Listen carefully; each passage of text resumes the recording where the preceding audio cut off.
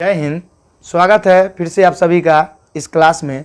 और देखिए, आपका ये जो जीके जीएस स्टैटिक का सीरीज है, जब स्टैटिक को हम समाप्त करेंगे वैसे ही आपका किसी न किसी क्लास को हम लॉन्च कर देंगे। और पर्यावरण एवं पारिस्थितिकी का भी आपका हम जल्द ही, कल से हो सकता है तो उसका वीडियो क्लास जाएगा, तो उसको आप ध्यान से देखिएगा। जब कोई क्लास चालू होता है तो उसमें कोई ट्रिक व्रिक नहीं दिया जाता। हाँ, बीच बीच में आपका ऐसा आ जाता है तो वहाँ पर दिया जाता है, तो उसको तो जब हम पढ़ाएंगे तब बात करेंगे। अभी तत्काल देखिए, अभी जो क्लास हम करा रहे हैं, हम आपको बार बार बताते हैं ना कि जो भी हमारा क्लास जाता है आपको उससे कहीं ना कहीं दरोगा में क्वेश्चन आता ही है। तो फिर से हम आपको आज वो क्लास लाए हैं जहां से आपका 1 नहीं तो 2 नंबर कंफर्म आता है। हर शिफ्ट में 1717 से लेकर 2213 का दरोगा उलटिए, आपका क्वेश्चन वहाँ से मिलेगा। तो आप कहिएगा सर आज क्या खास होने वाला है, तो बोर्ड पर तो आपको दिख ही गया होगा। आज बात करेंगे गाय और भैंस के नस्ल को लेकर जो आपके एग्जाम में आता है। तो देखिए, इसको हम समझेंगे और समझने के बाद YouTube पर आप बहुत सारे जाइएगा तो देखिएगा इसके बहुत सारे ट्रिक है, लेकिन हम आपको कुछ ऐसा ट्रिक बनाए हैं जो आपको समझ में पूरा का पूरा आ जाएगा। और ट्रिक को हम लिख भी दिए हैं, लेकिन जब आप इस वीडियो को पूरा देखिएगा तब आप समझिएगा। तो वीडियो को आप शुरू से अंत तक देखिए तब आप समझिएगा। तो अगर हम बात करते हैं तो देखिए, कुछ बातों को हम समझते हैं। भैंस तथा गायों का नस्ल, ऐसे देखिए हमारे भारत के अंदर ऐसा थोड़ा है कि सिर्फ गाय और भैंस है, लेकिन गाय और भैंस का सभी जानवरों में से ज़्यादा महत्व दिया गया है पशुपालन के अनुसार से, है कि नहीं। अगर पशुपालन के हिसाब से आप देखिएगा तो गाय और भैंस का योगदान हमारे दैनिक जीवन में सबसे ज़्यादा है। इसी वजह से गाय और भैंस को हम ज़्यादा योगदान देते हैं। और उसके बाद आपका बकरी का भी है। तो अगर हम बात करते हैं तो दरोगा के एग्जाम में देखिएगा तो आपका सबसे ज़्यादा जो क्वेश्चन आया है गाय और भैंस के नस्ल से आया है। बाकी भेड़ का भी नस्ल पढ़ना होता है, बकरी का भी नस्ल पढ़ना होता है, समझे, इन सभी का नस्ल भी पढ़ना होता है। तो वो आपका ज़रूरत नहीं, क्योंकि वो अभी तक एग्जाम में नहीं आया है। और चांस आपका अभी के एग्जाम को आने वाला भी है कि आपका भेड़ वगैरह के नस्ल बिल्कुल नहीं आएगा, समझे। तो जो आएगा उसी को हमको पहले पढ़ना है। तो अगर हम बात करते हैं गाय तथा भैंस के नस्लों का, तो देखिए पहले हम कुछ चीज़ों को देख लेते हैं पशुपालन से संबंधित। तो देखिए, अगर हम भारत की बात करते हैं तो भारत में पशुपालन जो प्रारंभ आपका हुआ था वो 1919 ईस्वी में हुआ था। कब हुआ था? 1919 ईस्वी में। और देखिए, प्रत्येक 5 वर्ष पर इसका जनगणना, एक तरह से गणना होता है। जैसे हम लोगों का जनगणना होता है ना 10 वर्ष पर, कि 10 वर्ष में कितना जनसंख्या बढ़ा, उसी तरह अगर देखिएगा तो प्रत्येक 5 वर्षों पर, कितने वर्षों पर? 5 वर्षों पर यह गणना किया जाता है कि भारत के अंदर कितने जानवरों में वृद्धि हुआ, समझे, मतलब कितने जानवरों में वृद्धि हुई ये पता किया जाता है। आपको पता है कि हमारे भारत के अंदर चीता विलुप्त हो गया, और उसके कमी को पूरा करने के लिए साउथ अफ्रीका के नामीबिया से श्री नरेंद्र मोदी जी कूनो नेशनल पार्क में आपका 5 चीता लाए थे। तो ये हुआ। तो उसी तरह से देखिए, ये गणना होना बहुत ज़रूरी होता है कि आखिरकार बाघ कितना है। वर्तमान समय में देखिए कि बाघ हमारे देश में कम रहा था, लेकिन अभी बाघ का स्थिति ठीक है। अभी के डाटा के हिसाब से 3167 बाघ आपका है। अब मौखिक जो एक आध गो बात बोलते हैं वो करंट अफेयर्स का सवाल है, ये बात याद रखिएगा। तो इसलिए हम आपको कहते हैं कि वीडियो देखिए, क्योंकि जरूरी नहीं कि आपको हम लिख दिया है तो उतना ही बात करेंगे, एक्स्ट्रा भी तो बहुत कुछ बताते हैं सर, है कि नहीं। आज जब वीडियो देखते हैं तो आपको देखने के बाद समझ में भी तो आता है कि बंदा क्या क्या बता रहा है। तो चलिए आगे बात करते हैं। देखिए, सर्वाधिक पशु वाला अगर राज्य की बात करें तो सर्वाधिक पशु वाला राज्य जो आपका वो है उत्तर प्रदेश प्रथम नंबर पर, दूसरा पर राजस्थान, और तीसरा पर है आपका मध्य प्रदेश। सबसे ज़्यादा पशु जो है आपका वो संख्या कहाँ है? आपका उत्तर प्रदेश में। और गाय और भैंस का संख्या भी आपका सबसे ज़्यादा कहाँ है? तो उत्तर प्रदेश में। और चलिए आगे हम बात करते हैं। अगर हम बात करते हैं, देखिए विश्व में सर्वाधिक पशु किस देश के पास है? तो सर्वाधिक पशु आपका कौन है? भारत के पास। और जानते हैं सबसे खास बात कि विश्व में सबसे अधिक दूध उत्पादन में, किसमें? दूध उत्पादन में जो आपका प्रथम नंबर पर हो गया वो कौन हो गया? भारत ही। इस बात को आप ध्यान में रखिएगा, दूध उत्पादन में प्रथम नंबर पर कौन है? आपका भारत। जबकि चाइना इतना बड़ा कंट्री है, लेकिन तब भी हम उससे पशुपालन में आगे हैं, समझे। और ये अच्छी बात है कहीं ना कहीं पे। आगे देखिए कि भैंस उत्पादन, देखिए भैंस अनुसंधान संस्थान जो आपका है ये है हरियाणा में। अब आपके मन में सवाल आया कि सर गाय अनुसंधान संस्थान का है, तो इसको हम सर्च किए लेकिन इसका सही डाटा आंसर नहीं मिला, तो इसको हम नहीं लिखे, समझे। और भैंस अनुसंधान संस्थान आपका क्वेश्चन आया हो भैया, तो इसको आप याद कर लीजिए। अगर आपको गाय का सटीक पता होगा तो आप कमेंट में बताइएगा कि कहाँ है। तो देखिए, अगर भैंस अनुसंधान संस्थान की बात करते हैं तो ये आपका कहाँ है? हरियाणा में। कहाँ है सर? हरियाणा में। ये आप याद रखिएगा। उसके बाद देखिए आगे हम बात करते हैं। देखिए, कुछ गाय और कुछ भैंस का जो नस्ल होता है उसमें से कुछ स्टैंडर्ड क्वालिटी के गाय होते हैं और कुछ लो क्वालिटी के गाय होते हैं, समझे। तो अगर हम बात करते हैं गायों का, तो सर्वाधिक दूध देने वाला जो गाय का नस्ल है आपका, वो है आपका साहीवाल। कौन है आपका? साहीवाल। सबसे ज़्यादा जो गाय देने वाला नस्ल है वो है साहीवाल। उसके बाद देखिए सर्वाधिक दूध देने वाली जो भैंस का नस्ल है वो है आपका मुर्रा। कौन है? मुर्रा। तो हम बोल सकते हैं कि सर्वाधिक दूध देने वाला जो गाय का नस्ल हो जाएगा वो हो जाएगा आपका साहीवाल, और सबसे अधिक मतलब जो दूध देने वाला नस्ल हो जाएगा वो आपका क्या हो जाएगा? मुर्रा। तो आशा करते हैं आपकी दो चीज़ समझ में आ गया होगा। तो ये आप आसानी से याद रखिएगा, और इसको सामू याद रख लीजिएगा। क्या याद रख लेगा? सामू। ऐसे याद अगर नहीं रहेगा तो सामू याद रख लीजिएगा तो नहीं याद रहेगा। सामू, सौ से साहीवाल, मुँह से क्या हो जाएगा? मुर्रा। तो आप ऐसे याद रख सकते हैं। आगे हम बात करते हैं, देखिए गरीबों का गाय, गरीबों का गाय, गरीबों का गाय, गरीबों का एटीएम बकरी को बोलते हैं। देखिए आपको बताते हैं, अभी भी हमारे समाज के अंदर देखिएगा तो बहुत लोग ऐसे हैं जो गरीबी रेखा से बहुत नीचे हैं, समझे। तो वो क्या करते हैं, अपने मतलब खाली टाइम के लिए जब उनको टाइम बचता है तो 2 4 गो बकरी रखते हैं, समझे। उस बकरी को जाते हैं, चराते हैं, खिलाते हैं, और खिलाने के बाद उनसे जो मतलब एक आपका खस्सी होता है और एक बकरी को पाठी बोला जाता है, तो उसको बेच से वो अपना जीविका चलाते हैं, जिससे उनको कुछ ना कुछ सहयोग मिलता है उसको बेचने के बाद। और आप जानते हैं कि उसको मीट को, खस्सी को लोग खाते भी हैं। तो इसी वजह से देखिएगा कि गरीबों का गाय को हम इसका एटीएम या बकरी को क्या बोलते हैं, मतलब इसको गरीबों को गाय बोलते हैं, क्योंकि गाय जिस तरह से अमीरों को दूध देता है उसी तरह बकरी क्या देता है? दूध देता है। आगे देखिए, अगर हम बात करते हैं तब पश्मीना एक ऊन होता है, ये पश्मीना ऊन का एक चादर बनता है, समझे। ये चादर बनता है, और इस चादर में इतना आपको गर्मी देगा ना, ये आपको तुरंत देह में धुन फूंक देगा। लेकिन एगो चादर का दाम 2200-2500 रुपया होगा, समझे। आप जाके दुकान में कहिए हमको ओरिजिनल पश्मीना ऊन दीजिए, जो जम्मू कश्मीर में, हिमाचल प्रदेश में बनता है, समझे। ये जो बकरी होता है पश्मीना ऊन का, ये आपका पूरा ठंडा इलाका में रहता है, समझे। तो इसी के ऊन से आपका क्या तैयार किया जाता था, मतलब ये प्राप्त किया जाता है, और इसके बाद इससे चादर तैयार होता है ठंडा वाला। आगे हम समझते हैं, देखिए सर्वाधिक दूध देने वाला जो बकरी है वो आपका कौन है? जमुनापुरी। कौन है आपका? सर्वाधिक जो दूध देने वाला आपका जो है ना बकरी, वो है जमुनापुरी। क्या है? जमुनापुरी। तो इसको याद ये भी रख सकते हैं, सामूजा। क्या याद रखते हैं? सामू। क्या याद रखिएगा? सामूजा, मतलब सामूजा याद रखिएगा। सामूजा। सामू कहाँ था? सामू तो चल जा। तो सौ से क्या हो जाएगा आपका? साहिवाल। मुँह से क्या हो जाएगा? मुर्रा। जौ से क्या हो जाएगा? जमुनापुरी। भैंसी, गाय, बकरी, भैंस, गाय, बकरी, याद हो गया। अब चलिए अगर हम बात करते हैं तो ये देखिए, ये जो आपका लिखा हुआ है, ये लिखा गया है मेरे भाई के द्वारा, तो आपको ये पढ़ लीजिए क्या है, सब्सक्राइब दिस चैनल, समझे। तो बाकी टॉपिक के अंदर ही ये बात आता है, तो ये अगर आपको पढ़ते हैं तो ये भी आप ध्यान रखिएगा, समझे। तो चलिए आगे हम बात करते हैं। तो देखिए अब हम आ जाते हैं मेन टॉपिक पे, जहाँ पे आपका आना था। ऐसे हम इधर जो बताएं, ऐसा नहीं कि ये इम्पोर्टेंट नहीं है, ये भी आपके एग्जाम के पॉइंट ऑफ व्यू से पूरा का पूरा इम्पोर्टेंट है, मतलब इम्पोर्टेंट है। इम्पोर्टेंट बोले में हमको दिक्कत हो जाता है, समझे। तो इसके लिए केस आप लोग थोड़े कर दीजिएगा, तनी मनी मिस्टेक हो जाता है, क्या कीजिएगा। चलिए अब देखिए, भैंस की नस्ल है और कुछ गायों की नस्ल है। तो देखिए भैंस की नस्ल की अगर हम बात करते हैं तो भदावरी आपका किसका नस्ल है? भैंस का। मुर्रा किसका है? भैंस का।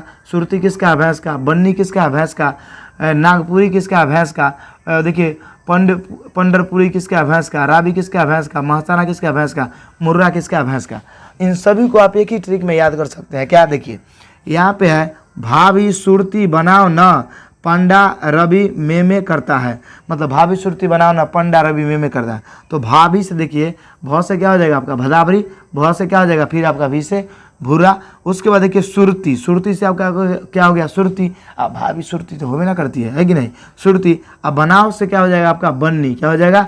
बन्नी। अब बनाओ ना से देख लीजिए आपका क्या हो जाएगा? नागपुरी। इसके ट्रिक के हिसाब से ही अरेंज किया गया आपका इसको, नागपुरी। उसके बाद देखिए पंडा से क्या हो जाएगा? पंडरपुरी। उसके बाद देखिए पंडा मतलब पंडा रवि में रवि, मतलब रवि क्या कहता है? में आता है, समझे। तो रवि में तो यहाँ रावी हो गया। उसके बाद देखिए में से क्या हो जाएगा आपका? मेहसाना एवं मुर्रा में। और करता है आपका, तो कर्ता से कुछ नहीं है, करता आपका क्या है? साइलेंट है, करता चुपचाप है।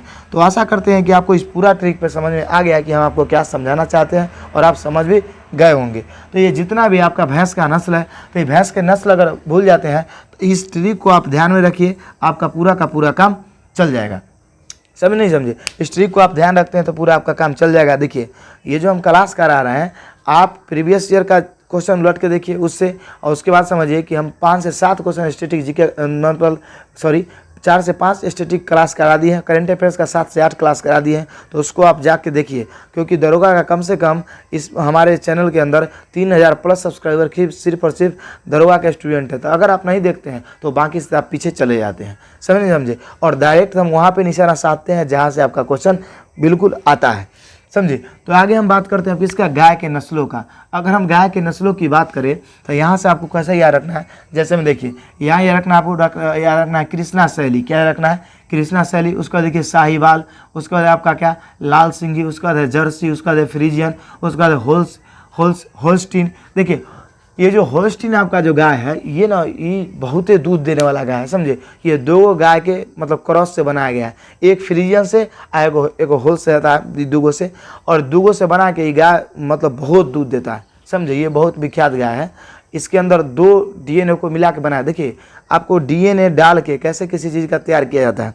आप कभी इस बात को गौर किए कि गाँव में आप देखिएगा कि बैगनों के साइज बड़का बड़का होता है, समझे। लेकिन पहले होता था पतला पतला। तो जानते हैं ये क्या है, ये DNA ट्रांसप्लांट से आपका तैयार किया जाता है, जिसको हम बोलते हैं संकर क्रॉस करके तैयार किया जाता है। तो क्रॉस कैसे होता है थोड़ा समझ लीजिए, समझे। देखिए मान लीजिए कि ये कदुआ है, क्या है आपका कद्दू, मतलब सॉरी आप देख लीजिए ये क्या है आपका कदुआ, ये है कदुआ आपका। उसके बाद देखिए ये आपका कदुआ हो गया। उसके बाद देखिए यहाँ पे जो है आपका ये लौकी बनाते हैं, लौकी आपका रहेगा तो सही रहेगा, सॉरी देखिए यहाँ पे ये लौकी है आपका, समझे। उसके बाद देखिए यहाँ पे आपका क्या है, आपका एक बैगन है, इसको हम बैगन को ले लिए, बैगन ले लिए। तो ये लौकी है, मतलब ये देखिए जो गोलका वाला होता है उसको हम बोलते हैं पंपकिन, और जो लंबा वाला होता है उसको बोलते हैं हम लौकी, समझे। तो ये लौकी है। तो बैगन से तो कहीं ना कहीं मोटा है, तो जब मोटा है ना तो इसके अंदर का DNA निकाल लिया जाएगा। क्या किया जाएगा, DNA निकाल देगा, और DNA निकाल के बैगन के DNA में डाल देगा। क्या करेगा, बैगन के DNA में डाल देगा। तो एक का DNA जब एकरा में डालेगा ना, समझे, इसका कौन DNA डालेगा पता है आपको, मोटाने वाला DNA। कदुआ जिससे मोटाता है वो DNA लेकर इसके अंदर डाल देगा बैगन के DNA में। और जब बैगन के DNA में डालेगा तो ये बैगन जानते हैं दुगना मोटा जाएगा, ऐसे करके ऐसे हो जाएगा, समझे, क्योंकि इसके मोटाई वाला DNA इसके अंदर डाल दिया गया है। तो इसी को हम बोलते हैं क्या आपका, इसी को बोलते हैं संकर क्रॉस। तो इसी के तहत आपका देखिएगा कि एक से एक बीज आपका मार्केट में आता है जिसके लिए आप खरीदते हैं, समझे। तो आपको अगर समझ में आ गया तो इसी तरह से हम आपको साइंस भी पढ़ाएंगे और समझाएंगे। आगे हम बात करते हैं आपका बायोलॉजी स्टार्ट करेंगे, नहीं तो फिजिक्स केमिस्ट्री किसी जो आप कहिएगा वो, ऐसे हम पर्यावरण परिस्थिति की आपको पहले पढ़ाएंगे। अब देखिए आगे हम बात करते हैं बाउंसिस का, उसका देखिए काकरेज, उसका देवोनी, गिर, नीमारी, हरियाणा, अमृतमहल, पंगानूर। तो ये सभी का सभी आपका किसका नस्ल है, गाय का। तो इसको सर आप कैसे याद रखिएगा, तो इसका यहाँ ट्रिक है, देखिए काश साली जैसी फ्रिज होल्डर ब्राउन कुकर देगी तो क्या निहारने आना आप, समझे।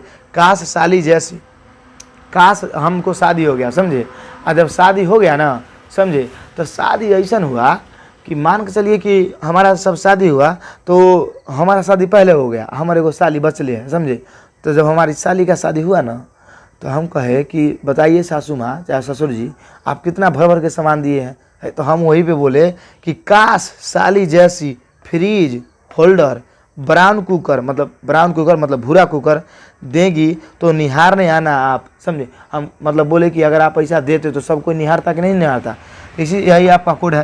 तो काश से अगर हम बात करते तो क्या हो जाएगा आपका कृष्णा शैली, काश से। उसके बाद देखिए सॉरी काश से आपका क्या हो जाएगा कृष्णा, और 100 से क्या हो जाएगा आपका साहिवाल। देखिए यहाँ ये क्या हो गया का, ये क्या हो गया 100, तो काश आपका हो गया साहिवाल। उसके बाद देखिए आपका क्या है साली है आपका, सॉरी काश से तो आपका यही हो गया काश से क्या हो गया आपका कृष्णा शैली। और 100 देखिए यहाँ पे क्या है साली, तो 7 साली से क्या हो गया साहिवाल, क्या हो गया आपका साहिवाल। उसके बाद लाल सिंगी है आपका, क्या आपका लाल सिंगी। तो लाल सिंगी की बात करते हैं, 1 मिनट देखिए, काश साली जैसी, तो यहाँ पे देखिए साली है ना, साली, तो ली में क्या आ गया आपका लाल सिंगी, तो ली से हो गया लाल सिंगी ली। और जैसी मतलब क्या हो गया आपका जर्सी, क्या हो गया जर्सी। उसके बाद देखिए फ्रीज, क्या है आपका फ्रीज, तो फ्रीज से आपका क्या हो गया फ्रीजियन। उसके बाद आपका क्या है होल्डर से क्या हो गया, होल्डर से आपका हो गया होल सिंगी होल्डर के बाद क्या है आपका ब्राउन, क्या है ब्राउन, क्या आपका ब्राउन। उसके बाद देखिए काकरेज से क्या है आपका कुकर, क्या आपका कुकर, मतलब ब्राउन कुकर देती, काकरेज कुकर। और देगी क्या है आपका, देगी, तो देगी से क्या हो जाएगा आपका देवानी। उसके बाद देखिए निहार नहीं आता, तो निहार नहीं आना आप दो का ट्रिक है, मतलब देगी, तो देखिए देगी, दे से क्या हो जाएगा आपका, सॉरी एक मिनट, दे और गे से क्या हो जाएगा आपका गिर, समझे। उसके बाद देखिए निहारने, निहारने से आपका क्या हो जाएगा, निहारने से ये दोनों हो जाएगा, निहारने, निहारने, तो नी से क्या हो जाएगा निमारी, ह से क्या हो जाएगा हरियाणी, समझे, ये हो गया। उसके बाद देखिए निहारने आत, मतलब निहारने क्या है आपका, निहारने आप है, आप, तो निहारने आप आती, तो देखिए आप से क्या हो जाएगा आपका आ है, और उसके बाद क्या है प, तो अमृत पंगानुर। तो आशा करते हैं कि आपको ये समझ में आया होगा। आपका थोड़ा गाय वाला में टफ लगेगा, समझे। तो एक बात बताइए, एक ट्रिक के अंदर इस सब को डाल देना, ये छोटी बात तो है भी नहीं, है कि नहीं। तो आप इसको एक बार पढ़ भी लीजिएगा और ट्रिक को भी ध्यान में रखिएगा। इस ट्रिक को एक बार में ना सही, एक बार में ना सही, एक बार ना सही, 2 बार 3 बार 4 बार 5 बार 10 बार पढ़ते रहिएगा, है कि नहीं। कहीं पे इसको दीवार में चिपका लीजिएगा, क्योंकि आपको 1-2 नंबर बढ़ाना है। देखिए आपका एग्जाम में 1-2 नंबर से ही कुछ ना कुछ हो जाता है कि नहीं। देखिए किसी भी नंबर को कमज़ोर नहीं समझना है, हमको कोशिश करना है कि सब जगह से हम पढ़ के जाए।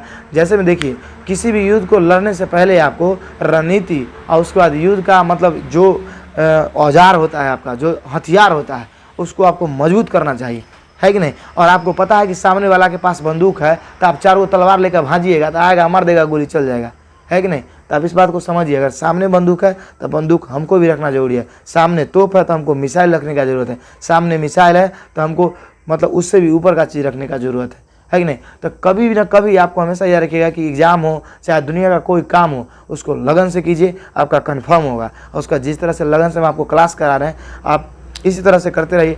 और आपको हमारा क्लास कैसा लगता है ये ज़रूर बताइएगा। सबसे ज़्यादा हम तब आपसे ज़्यादा खुश होते हैं जब आप कमेंट करते हैं कि सर आपका क्लास जो है ये है, चाहे वो है, आप अपने मन की बात, दिल की बात कमेंट में रखते हैं, तो काफ़ी अच्छा लगता है और मन करता है कि इसी तरह से हम आपके लिए वीडियो कंटिन्यू लाते रहें। एक बात और, हमारे बहुत ऐसे साथी भी हैं जो कमेंट में कहते हैं कि सर आप डिजिटल मतलब व्हाइट बोर्ड पे पढ़ाते हैं, ठीक नहीं लगता है, ऐसे डिजिटल बोर्ड ले लीजिए, चाहे हम हेल्प कर देते हैं। तो देखिए आपका जो सोच है या जो आपका जज्बात है उसको हम, वो आपके मतलब काबिल तारीफ़ है कि आप ऐसा सोचते हैं, और आपके जज्बातों को हम बहुत अच्छे तरीक़े से कदर करते हैं और आपको प्रणाम करते हैं कि आप ऐसा सोचते हैं मेरे लिए, है कि नहीं। लेकिन हम आपसे ना कोई पैसा लेंगे ना कुछ भी, आप क्लास कीजिए, समझे। जब समय आएगा तो सब कुछ धीरे धीरे हो जाएगा। हाँ, दिक्कत तो फेस करना पड़ता है, समझे। इसको क्या करना पड़ता है, पहले कॉपी में लिखते हैं, कॉपी में लिखने के बाद बोर्ड पर अच्छे से लिखते या लिखवाते हैं, उसके बाद आपको लेक्चर देते हैं, बीच में अगर इससे ज़्यादा बताना है तो फिर मिटा के फिर से लिखते हैं। तो कहीं ना कहीं तो परेशानी है सर, है कि नहीं। लेकिन इससे कोई दिक्कत नहीं है, परेशानी हमको जितना होता है होने दीजिए, बस आपके लिए कंटिन्यू हम करते रहेंगे।